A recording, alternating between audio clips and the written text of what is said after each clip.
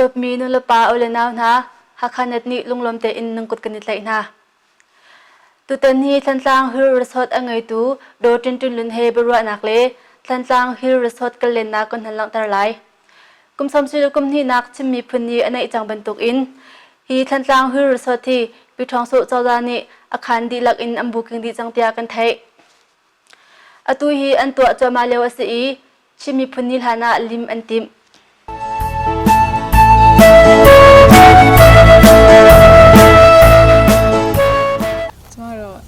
ဒေါ်တင်တင်လည်းမတင်တင်မြန်မာ group of company ရဲ့ဥက္ကဋ္ဌဖြစ်ပါတယ်။ကျွန်တော်တို့ company ကဆိုလို့ရှိရင်တော့ဒီစီးပွားရေးတွေအကုန်လုံးကဆိုလို့ရှိရင် tourism base ပါ။ဒီဒုတိယကတော့ transportation ပေါ့နော်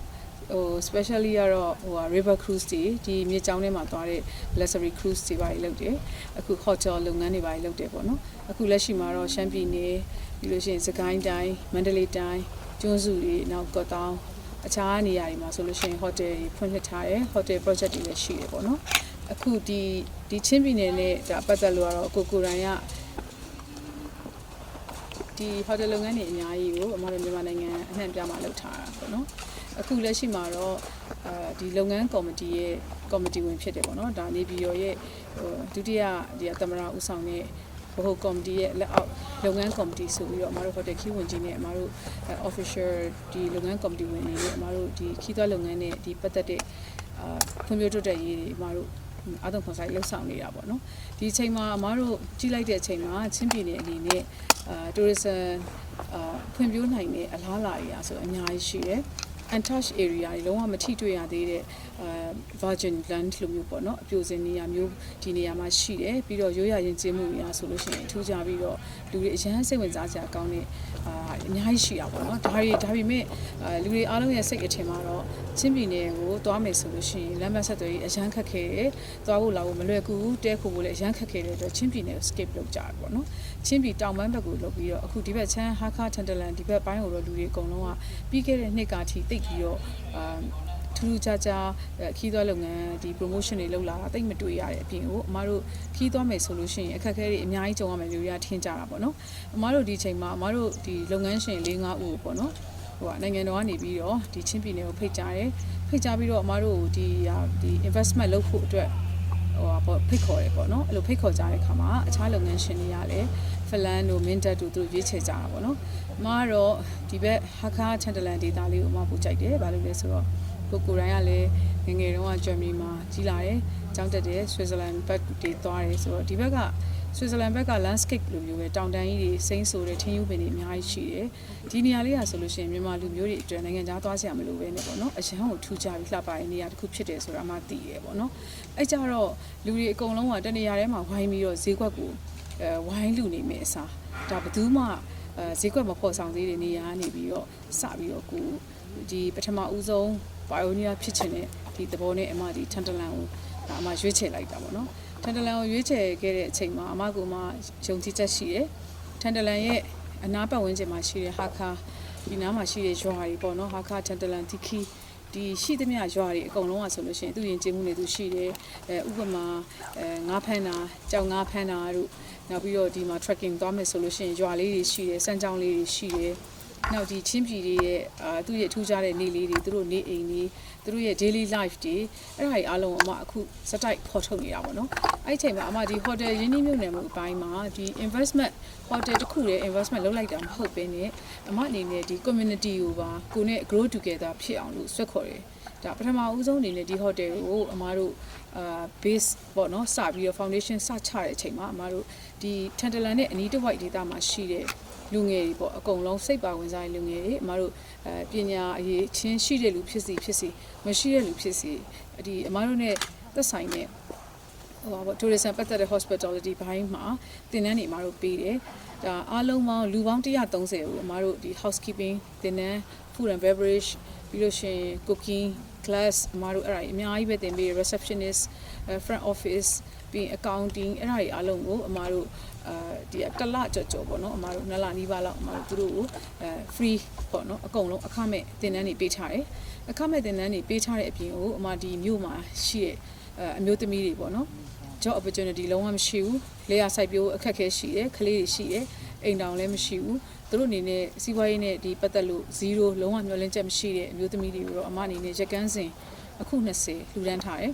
လူတန်းထားပြီးဟာခါကနေပြီးတော့တင်တန်းဒီပို့ချတဲ့လူကိုခေါ်ပြီးတော့အမတို့ဟာခါနေဒီမျိုးသမီးတွေကိုအမတို့တင်ပေးတယ်တင်ပေးပြီးတော့သူတို့ရက်တဲ့ချက်ခုတ်ကိုအမတို့ဒီဟာခါထန်တလန်မှာရောင်းနေတဲ့ဒီပဝါပုံစံမျိုးတွေမဟုတ်ဘဲနဲ့သူတို့လာမဲ့အခုအမတို့ဟိုတယ်ဖွင့်ပြီးတဲ့နောက်ပိုင်းမှာသူတို့လက်ပတ်လေးဒီအမတို့ဒီဈေးသက်တာပေါ့နော်ဒီဝယ်မယ်ဆိုရင်တစ်ခုကို$1လောက်ပဲရှိတဲ့ဟာမျိုးလေးတွေပေါ့နော်ဒီလိုမျိုးကလစ်လေးတွေနှစ်ဖူးစီးလေးတွေဒါမျိုးအသေးလေးတွေစူဗီနီယာတွေထုတ်လုပ်ဖို့တွေပြီးလို့ရှိရင်ခေါင်းစွပ်ပြီးလို့ case တို့ဒီလိုမျိုးဈေးသက်တာနဲ့လာတဲ့ခီးသွားတွေတိုင်းအကုန်လုံးအမှတ်တရဝယ်ယူနိုင်မယ့်နည်းပညာတွေရောသူတို့ဆက်လက်တင်ပေးသွားမယ်အခုလက်ရှိမှာတော့သူတို့ရင်းနှီးမြှုပ်နှံမှုအတွက်အမားတို့ချီတွေဝယ်ဖို့အတွက်သူတို့အမားတို့microfinance ပုံစံမျိုးသူတို့ကိုလုံးဝအတိုးပါညာဘာမှမယူဘဲနဲ့အမားတို့ချပေးတယ်ပြီးတော့သူတို့တင်နန်းပေးထားတယ်ပေါ့နော်အခုလက်ရှိမှာတော့အမျိုးသမီး4-5ယောက်လောက်ကတော့ကျွမ်းကျင်ရက်တက်သွားပြီကျန်တဲ့လူတွေကတော့အမားတို့ဆက်ပြီးတော့သူတို့စူးစမ်းဖို့လိုသေးတာပေါ့နော်ဒီအတွက်ကိုလည်းဒီ hotel မှာဖွင့်တဲ့အချိန်မှာ souvenir shop မှာသူတို့ရဲ့ရက်လောက်ထားတဲ့ပစ္စည်းလေးတွေအမားတို့အခမဲ့တင်ပေးမယ်ပေါ့နော်ဒီလိုမျိုး CSR ဘိုင်းကိုပါအမားတို့တွဲပြီးတော့ community ကိုတွဲခေါ်ရတယ်အခုဆိုလို့ရှိရင်ဒီမှာပညာမတင်ခဲ့ရတဲ့လူတွေကြတော့အမတို့ security တင်တန်းနေပေးမယ်ရန်ကုန်မှာအမတို့အခြား hotel တွေရှိတယ်ပေါ့နော်ကလောတို့အမတို့စကိုင်းတို့မန္တလေးတို့ကော့တောင်တို့ဒီ hotel တွေမှာလုပ်ခဲ့တဲ့ဒီတကယ် security လူကြီးတွေပေါ့သူတို့ကနေပြီးတော့ဒီမှာလာပြီးတော့ဒါ training ပေးတာပဲလုပ်မယ်ပညာအရေးချင်းမလို့ဘူးပေါ့နော်အဲ့ဒါမျိုးတွေအမတို့မှာလည်းအခုလက်ရှိမှာ train ထားတာရှိတယ်ဒီမြန်မာအစားအစာကိုချက်တက်အောင်လဲမြန်မာ chef တွေကနေပြီးတော့ချင်းလူမျိုးကလေးတွေကိုချက်ပြုတ်ဝါသနာပါတဲ့ကလေးကိုတင်မိတယ်မြန်မာ chef တွေကလည်းချင်းလူမျိုးကလေးလေးတွေစီကနေချင်းအစားအစာတွေပြန်တင်ကြရပေါ့နော်တယောက်နဲ့တယောက် cooking class ပုံစံမျိုးပြုလုပ်ထားတာလေးရှိတယ်ဒါတွေကအမားတို့ဒါဟိုဒီဆောက်ဆဲကာလာမှာအမားတို့ကြိုတင်ပြင်ဆင်မှုတွေပေါ့နော်ဒုတိယကြိုတင်ပြင်ဆင်မှုကတော့အမားတို့တော်တော်ပြီးသလောက်ရှိနေပြီဒါကတော့ဗာလဲဆိုတော့အမားတို့ဒီထန်တလန်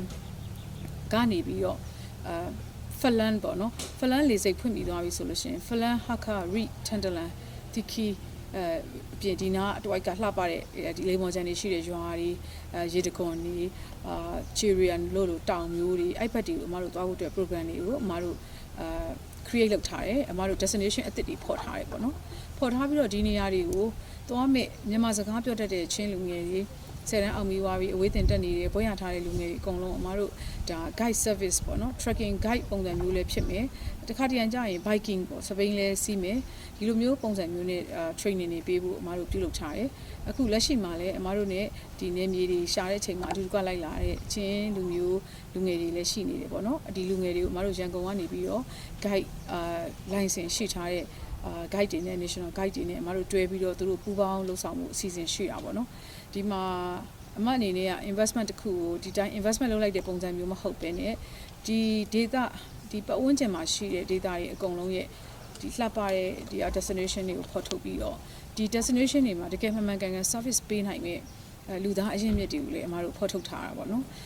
ပြီးတော့ safety ဘိုင်းဆိုင်ရာတွေဒီ transportation ဘိုင်းဆိုင်ရာတွေကိုအမတို့ဒါတစ်ကမ္ဘာလုံးသိအောင်လို့ချင်းပြည်နယ်ကဂန်ကောလမ်းဘက်ကနေတက်လာပြီဆိုလို့ရှိရင်အမတို့ပကံကနေပြီးတော့ဂန်ကောလမ်းအဲ့ဒီဘက်ပလဲတို့ဒီကနေချင်းပြည်နယ်ပဲတက်လာပြီဆိုလို့ရှိရင်အမတို့နေချင်းရောက်တယ်ညနေဒီပကံကနေမနေ့စောစောထွက်လာပြီဆိုလို့ရှိရင်ဟာခါကို3နာရီလောက်ဆိုရောက်ပြီပေါ့နော်အမတို့အနေနဲ့ဟာခါမှာတ냐အိမ်မယ်ဟာခါမျိုးထဲမှာရှိတယ်ထူကြတဲ့လှပတဲ့နေရာလေးလင်းမယ်နောက်တစ်နေ့မှာထန်တလန်လာမယ်အမတို့ trekking သွားမယ် soft trekking သွားမယ်တီကီဘက်ကိုနေချင်းပြန်ခီးတွေသွားမယ်နောက်တစ်ခွ okay ကြည့်တဲ့အပိုင်းတွေပြီးလို့ရှိရင်အမတို့ဒီရေတခွန်သွားတာတွေနောက်ရွာလေးတွေမှာအကပေါ့မိဘုံပွဲလုပ်ပြီးတော့ရိုးရအကလေးတွေဒီအစီအစဉ်လေးတွေအမတို့အများကြီးလုပ်ထားတာပေါ့နော်အဲ့လိုလုပ်ပြီးတော့အမတို့ဒီကနေပြီးတော့အပြန်မှာ rig ကိုသွားမယ်ပြီးလို့ရှိရင်ဖလန်းမှာအိပ်ပြီးတော့အမတို့လေရင်ကွင်းဖွင့်ပြီးသွားရင်လေရင်နဲ့ပြန်ထွက်တဲ့အစီအစဉ်တွေလည်းလုပ်ထားတာပေါ့နော်အခုလက်ရှိမှာတော့အမတို့ကအကောင်းဆုံးလမ်းကတော့အမတို့အခုဒီခီးတယ်တွေကနိုင်ငံသားတွေကဆိုလို့ရှိရင်သူတို့အခြားအင်းလေးတို့ဘာလို့ကနေလာပြီးလို့ရှိရင်သူတို့ပကံရောက်မယ်ပကံကနေပြီးတော့အမတို့မနေ့စောစောလေးတက်လာပြီးတော့ဟာခါကိုလာတဲ့ program တွေကိုတော့အမတို့စတင်ရောင်းချနေရပေါ့နော်စတင်ရောင်းချတဲ့အခါမှာဂျာမနီနိုင်ငံက Viking Horizon ဆိုတာသူတို့ကအထူးစိတ်ဝင်စားတဲ့အတွက်သူတို့ဒီလာမယ့်2020မှာသူတို့ကတော့ ID ဘက်ကို Germany ကို biking tour အနေနဲ့စတင်ပြီးတော့လှုပ်ဆောင်မှုသူတို့စနေပြီပေါ့နော်ဒီအမအနေနဲ့ဒီ hotel ဆောက်လုပ်တဲ့အချိန်မှာပေါ့tourism development plan အကြီးကိုပြုလုပ်ထားရပေါ့နော်ဒီ development plan อ่ะဆိုလို့ရှိရင် community တစ်ခုလုံး grow ဖြစ်မယ်ပြီးလို့ရှိရင်ဒီချင်းပြည်မှာအမမဟုတ်ဘူးနောက်ထပ်ချက်ပြီးတော့ hotel လုပ်ငန်းရှင်တွေပေါ့နော် hotel တွေအများကြီးလာတီဆောက်ဖို့လည်းအမကိုယ်တိုင်လည်းဖိတ်ခေါ်ထားတယ်နိုင်ငံသားတွေကိုလည်းဒီမှာ wine ထုတ်လုပ်တာ coffee ထုတ်လုပ်တာ ဒါတွေကို JB ပဲဖြစ်စေကိုယ်တိုင် foreign investment ပဲဖြစ်စေဒီရလူတွေနီးပညာ sharing လုပ်တာပဲဖြစ်စေအဲ့လိုမျိုးတွေလုပ်ဖို့လေအမဖိတ်ခေါ်ထားရတယ်ပေါ့နော်ဒီအတွက်ကိုအမအနေနဲ့ချင်းပြည်နယ်အတွက်ကိုဒီနှစ်မှာတော့ထူးခြားခြားဒါခီးသွွားလုပ်ငန်းနဲ့ဒီပတ်သက်ပြီးတော့အမလှုပ်ဆောင်နေတဲ့အချက်တွေပဲပေါ့နော်ပြီးလို့ရှိရင်ဟိုတယ်ဒီအမတို့ဒီ Tantalan Hill Resort ပေါ့နော်အခုဒီ hotel ရာဆိုလို့ရှိရင်အမရဲ့ကနဦး plan ကတော့အမအခန်း40 plan ထားရပေါ့နော်အမတို့မှာ phase 1 phase 2ရှိတယ် phase 1အနေနဲ့ကတော့အမအခု21ခန်းပေါ့အခန်း21ခန်းမှာဆိုလို့ရှိရင်10ခန်းကအမတို့ပြည်20ပတ်လေပေါ့ဘန်ဂလိုအကျယ်ကြီးတွေဖြစ်တယ်သူတို့ကဟိုနှစ်ယောက်အတွက်ဆိုပြီးねဒီမိသားစုလိုက်တဲမယ်ဆိုရင်မတို့အဲ့ထဲမှာ extra bed တွေထိုးပြီးတော့လဲနေလို့ရအောင်လဲစီစဉ်ပေးချတာပေါ့နော်အဲ့ဒါကတော့ဘန်ဂလိုဒီအကြီးတွေကအမတို့မှာ10လုံးရှိတယ်ပြီးတော့ room type ပေါ့နော်အမဒီ Tantalan မှာဘန်ဂလိုကလွယ်လို့ရှိရင်ကျန်တဲ့အဆောက်အအုံတွေအကုန်လုံးအမတို့ကြောက်သားနဲ့စောက်ထားတဲ့အတွက်မြန်မာနိုင်ငံတစ်နိုင်ငံလုံးမှာကြောက်သားနဲ့ကြောက်တုံးနေနဲ့စောက်ထားတဲ့ hotel ဆိုတာအမတို့ဒီ Tantalan hotel တစ်ခုပဲရှိတယ်ပေါ့နော်မထင်တာတော့အဲ့ဒါအခုလက်ရှိမှာတော့အမတို့ဒီဘက်ကို10ခန်းတွဲပေါ့10ခန်းတွဲမှာဆိုလို့ရှိရင်အမတို့ဒီကြောက်သားနဲ့စောက်ထားတဲ့အခန်းတွေအားဆိုရင်အပြင်ကတော့ကြောက်သားနဲ့စောက်ထားတယ်အထဲထဲမှာဆိုလို့ရှိရင်တော့အမတို့ facility အပြည့်ရှိတယ်ပေါ့နော်ရေဘူးရေအေးပြီးလို့ရှိရင်အမတို့ဒါ3 star 4 star အဆင့်ရှိတဲ့အမတို့ဟို decoration တွေ safety တွေပေါ့နော်ဒါတွေအကုန်လုံးကိုလည်းအမအဲ့ထဲမှာဟိုလောက်ထားတယ်ပေါ့နော်ထည့်ထားတယ်ပြီးလို့ရှိရင်ဒီ hotel မှာနေပြီးတော့ hotel တခုတည်းရောင်းတာမျိုးမဟုတ်ဘဲနဲ့အမတို့ဒီ hotel မှာနေပြီးတော့ transportation service ပေါ့နော် airport ကြိုတဲ့ service တွေ trekking သွားကျင်တာတွေရွာဟောက်သွားကျင်တာတွေနောက်ပြီးတော့မိဘုံပွဲအဲ့မှာချက်ကင်တာတို့ချက်ဆူထိုးကင်တာတို့ဒါတွေကိုတော့အမတို့ရွာသားတွေနဲ့ချိတ်ဆက်ပြီးတော့ဒီအကတွေဆိုလို့ရှိရင်လည်းဒါအကချင်းငွေတစ်ခုပေးပြီးတော့ဒီတောင်သူလယ်သမားတွေဖြစ်ဖြစ်အကြောင်းသူလေးတွေပဲဖြစ်ဖြစ်ညဘက်မှာသူတို့ရိုးရအကရည်နဲ့ဖျော်ဖြေဖို့လည်းအမတို့ချိတ်ဆက်ထားတယ်ဟိုပြီးတော့နောက်ပြီးတော့အမတို့မှာဒီ10ကန်းတွဲကြောင်းနဲ့လောက်ထားတဲ့အဆောက်အုံအပြင်ကိုနောက်ထပ်ကြောင်းနဲ့ဆောက်လုပ်ထားတဲ့ dining ပေါ့ mountain 11ဆိုတာပေါ့နော်ဒါ mountain တွေနဲ့ဝိုင်းရံနေတဲ့တောင်တွေနဲ့ဝိုင်းရံနေတဲ့နေရာဖြစ်တဲ့အမတို့ mountain 11ဆိုပြီးတော့စားတောက်ဆိုင်အကြီးလောက်ထားတယ်ဒီစားတောက်ဆိုင်ကိုလည်းအမအနေနဲ့ modernize ဖြစ်တဲ့ decoration မျိုးလုံးဝမလုပ်ဖ ೇನೆ jungle ပေါ့နော်လုံးဝဒီတောတောင်ထဲမှာကြောက်တွေနဲ့စောက်ထားတဲ့ပုံစံမျိုးအမပြုလုပ်ထားတယ်ဒီကိုလာတဲ့လူတွေအနေနဲ့ဒါတောတောင်လေးကိုရောက်သွားပြီးဒီတကယ်မျိုးပြနဲ့ဝေးပြီးတော့တကယ်တောတောင်လေးရောက်တဲ့ feeling တစ်ခုကိုရအောင်လို့အမအဲ့ဒီ decoration တွေအစားတေချာ view site လုပ်ထားတာပေါ့နော်ဒီမှာဆိုလို့ရှိရင်တော့အမတို့အနေနဲ့ European food တွေမြန်မာ food ရတယ်အမတို့အနေနဲ့ Asian food ရတယ်အိန္ဒိယအကုန်လုံးအမတို့ရတယ်ဈေးနှုန်းအနေနဲ့ကလည်းအမတို့ဒီ Tantalan ဝင်းကျင်မှာရှိတဲ့အကုန်လုံးចောင်းသူចောင်းသားတွေရော local တွေရောအကုန်လုံးစားတောက်နိုင်တဲ့ဈေးနှုန်းတစ်ခုကိုအမတို့အနေနဲ့လှုပ်ဆောင်ထားတယ်ဒီပြီးတော့နောက်ထပ်ဒါကတော့ phase 1အနေနဲ့အမတို့လှုပ်ဆောင်ထားတာပေါ့နော်အခုဒီအနောက်မှာရှိတဲ့ဒီအဆောင်ကြီးကတော့အမတို့ suite ပေါ့ grand ပေါ့နော်အမတို့အနေနဲ့Royal Suite ပုံစံမျိုးပေါ့နော်အမတို့လုပ်ထားတယ်ဒီထဲမှာကတော့အမတို့က2ယောက်လို့ရည်ရွယ်ပြီးတော့ Grand Royal Suite လုပ်ထားပြီးနေတကယ်လို့ family ပဲဖြစ်စီတငယ်ချင်းတွေပဲဖြစ်စီစုပြီးတော့လာမယ်ဆိုလို့ရှိရင်တော့ကိုယ့်ဘက်ကို price ကို sharing လုပ်ပြီးတော့နေလို့ရတယ်အမတို့အနေနဲ့ဒီမှာအားလုံးလူတွေအများကြီးနေဖို့အတွက်အမတို့အနေနဲ့ဟို extra bed တွေပေါ့နော်ဒါတွေလည်းအမတို့ထိုးပေးမယ်ဒီမှာ kitchen ပါတဲ့အတွက်ကိုယ့်ဘက်ကိုချက်စားမယ်မဝယ်စားဘူးကိုယ့်ဘက်ကိုဈေးရဝယ်ပြီးချက်စားမယ်3-4ရက်နေမယ်ဒီရှေ့မှာမိဘုံပွဲလုပ်မယ်ကိုယ့်ဘက်ကိုအစီအစဉ်နဲ့ကိုလုပ်မယ်ဆိုလဲအမတို့အနေနဲ့ဟိုဒါတွေကိုခွင့်ပြုထားရပေါ့နော်အဲကြတော့ဒါကတော့အမတို့ဒါ Royal Suite ပုံစံမျိုးနဲ့လုပ်ထားတယ်ဒီအဆောက်အုံကတော့အခုလက်ရှိမှာတော့ရေချိုးကန်ထဲမှာ jacuzzi တွေပါတယ်အကျယ်ဆုံးအမားတို့ရဲ့ hotel တွေအားလုံးထဲမှာတော့အကျယ်ဆုံးရေချိုးကန်နဲ့အကျယ်ဆုံး dining ပေါ့ဒီအဆောက်အုံကြီးကတော့ဒီအဆောက်အုံကိုလည်းအမားတို့ဒီလိုပဲဒီတောင်ကြီးမှာရှိတဲ့ဒီကြောက်တုံးတွေနဲ့စောက်ထားတဲ့တော်ရဲအဆောက်အုံပုံစံမျိုးအရသာမျိုးကွက်တိရအောင်လို့အမားတို့အနေနဲ့တေးချ view site စီစဉ်ထားတယ်ဒီထဲမှာရောက်လာတဲ့လူတယောက်ကဆိုလို့ရှိရင်သူရန် daily stress တွေအကုန်လုံးပျောက်သွားမယ်ပုံစံမျိုးပေါ့နော်အမားတို့ဒါတွေအားလုံးလုပ်ထားတယ်ဒါတွေကလည်းအမားတို့ဖန်တီးထားတာမဟုတ်ဘူးဒါတဘာဝဒီဝင်းကျင်မှာရှိနေတဲ့အတွက်အမားတို့အတွက်ဒါတဘာဝပေးထားတဲ့ gift ပဲပေါ့နော်ဒါလက်ဆောင်တစ်ခုအနေနဲ့ဖြစ်တယ်အမအနေနဲ့ဒီ Tantalan မှာဒီ hotel ကိုဖွင့်ရတဲ့ရည်ရွယ်ချက်ကတော့ဒီဘယ်နေရာမှာ tourism promotion လုပ်တယ်ပဲဖြစ်ဖြစ်ပေါ့နော်အမတို့အနေနဲ့ camping နဲ့သွားဖို့ကအဆင်မပြေဘူးပေါ့နော်လူတိုင်းအတွက်အဲ့အတွက်ကိုအမအနေနဲ့ဒါဒီ hotel ကိုပထမဦးဆုံးအနေနဲ့အရှုံးအမြတ်ကိုအမတေချာဟိုပါပေါ့နော်တေချာတွက်ချက်ထားပါတယ်ဒါပေမဲ့အမအနေနဲ့ဟိုပါပေါ့တစ်နှစ်လောက်တော့အမတို့အရှုံးခံကာလာပုံစံမျိုးတော့အမတို့လုပ်ထားရပေါ့နော်ဒါပေမဲ့အမဒီလိုထင်ထားသလိုမဟုတ်ဘဲနဲ့အခုထူးခြားခြားဒီမှာရှိတဲ့ချင်းပြည်နယ် local တွေက အရန်အားပေးတာတွေ့တယ်ပေါ့နော်အမားတို့ဒါ Saturday Sunday ဆိုလို့ရှိရင်ဒီ dining မှာဆိုလူတွေအများကြီးပြည်နေပွဲတော်ရက်တွေဆိုလို့ရှိရင်တချို့ဆိုတန်းစီရပေါ့နော်ခုံနေမလောက်ဘူးအမားတို့လူ100စာရှိတဲ့အားရှိတယ်တချို့ wedding photo တွေလာရိုက်တယ်အဲ့ဒါမျိုးတွေအမားတို့အားလုံးလည်းစီစဉ်ပေးတယ်ဒီထဲမှာဆိုရင်အမားတို့ Angel Hay ဆိုအမားတို့ Italy ကနေမှာထားတဲ့ Angel အယုတ်ကြီးအဲ့ဒါကြီးလောက်ထားတယ်ဟို main ကလေးတွေအတွက်ကတော့ဒါ photo shoot တွေအများကြီးပေါ့နော်ဒီ hotel ထဲမှာရှောက်သွားမယ်ဆိုလို့ရှိရင်ဒါကတော့အမအခု phase 1အနေနဲ့အခန်း21ခန်းနဲ့ dining တစ်ဆောင်နဲ့အချို့ landscape လေးတွေပြီးစီးသွားပြီပေါ့နော်phase 2အနေနဲ့ကတော့အမဒီမှာဘာလုပ်နေလဲဆိုဟိုဘက်အချမ်းမှာအမအခုလက်ရှိမှာရေကူးကန်အကြီးတီဆောက်မယ်ရေကူးကန်တောင်ဆောင်မှာဆောက်ထားတဲ့အတွက်အမတို့ကရေကူးနေတဲ့အချိန်မှာ infinity pool ပေါ့နော်တောင်ကိုကြည့်ပြီးတော့ကူးလို့ရတယ်ချင်းပြည်ကအေးတဲ့ဒေသဖြစ်တဲ့အတွက်အမတို့ကရေပူကန်ပေါ့ဟို hot spring ပုံစံမျိုးပေါ့ကြောက်တုံးတွေဘေးကကာရံပြီးတော့အမတို့ရေပူစိန်တဲ့ပုံစံမျိုးအမတို့လုပ်ထားတယ်အဲ့ဒီအတွက်ကို7နေရာဒီຫນွေမိုးဆောင်ရေကန်နဲ့ခုံချလိုက်လို့ရတယ်ရမ်းချမ်းနေတဲ့အချိန်မှာတော့ပေါ့နော်အဲ့ဒါကိုအမတို့လှုပ်ထားတယ်ပြီးတော့အဲ့ဒီရဲ့ရေကန်ရဲ့တစ်ဖက်တစ်ချက်မှာဆိုရင်အမတို့ဟိုပေါ့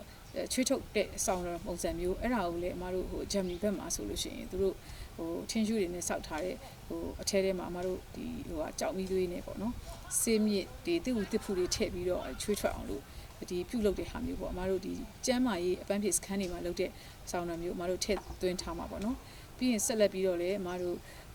ဟိုက souvenir shop တွေရှိမယ်နောက်အမတို့ဟိုဘက်မှာအစိမ်းအနေနဲ့ကာရန်ထားတာတော့ wine cellar ကိုအမတို့ကကုန်းပေါ်မှာမလုပ်ဘဲနဲ့အမ ground ထဲမှာလုပ်ထားတယ်သူ့ရဲ့ temperature control အမတို့မှန်ကန်အောင်လို့ပေါ့နော် regular ဖြစ်အောင်လို့ထိန်းလို့ရအောင် wine cellar ground ထဲမှာလုပ်ထားတယ်ဒီ wine cellar နဲ့ရေကူးကန်ကတော့အမတို့March လမရအောင် April လကုန်လောက်ဆိုလို့ရှိရင်တော့အမတို့ဒီနှစ်ခုကိုတော့သုံးလို့ရပြီပေါ့နော် wine cellar နဲ့ရေကူးကန်သုံးလို့ရမယ်ဒီမှာကျတော့လမ်းတွေကတည့်ရတဲ့အတိုင်းပဲ Chantalan ကနေပြီးတော့ Hakka Chantalan လမ်းတွေကောင်းတယ်ကံကောဘက်ကလည်းကောင်းတယ်ဖလန်းဘက်ကလာတဲ့လမ်းတွေကအဆင်ပြေတဲ့အတွက်ဒီ hotel ကတော့ຫນွေရောမိုးရောဆောင်းရောသုံးခုစလုံးမှာလာလေလို့ရတယ်ပေါ့နော်အဲဒါကြောင့်မို့အမအနေနဲ့လည်းအားလုံးဖိတ်ခေါ်တယ်ဒီမှာ Chantalan မှာရှိတဲ့လူတွေအားလုံးHakka မှာရှိတဲ့လူတွေအကုန်လုံးဖလန်းမှာချင်းပြည်နယ်ဒီမြောက်ပိုင်းမှာရှိတဲ့လူတွေအကုန်လုံးပေါ့နော်ခီးသွွားလုပ်ငန်းဖွံ့ဖြိုးဖို့လူငယ်တွေအတွက်ဒါလုပ်ငန်းအခွင့်အလမ်းတွေအများကြီးရရှိဖို့ရယ်ပြီးတော့ချင်းပြည်နယ်ရဲ့ဘယ်လောက်လှရဲဆိုတော့နိုင်ငံတကာသိရှိဖို့ဒီမှာဆွစ်ဇာလန်ကိုသွားစီရမလို့ပဲနဲ့ဆွစ်ဇာလန်ရဲ့အရသာအပြည့်အဝရတယ်ဒီချင်းပြည်နယ်ကိုလာလဲဖို့လဲအမဒီကနေဖိတ်ခေါ်တယ်跟来人，phim lệ trang par về đi, ngày chim lâu gian măng tia, cài xin na, sung tao cái nụ rung in tê kha, buồn câu treo lại khói rung mùa rộn nề, cái đồ lìa lên na kha. Zai tik per chan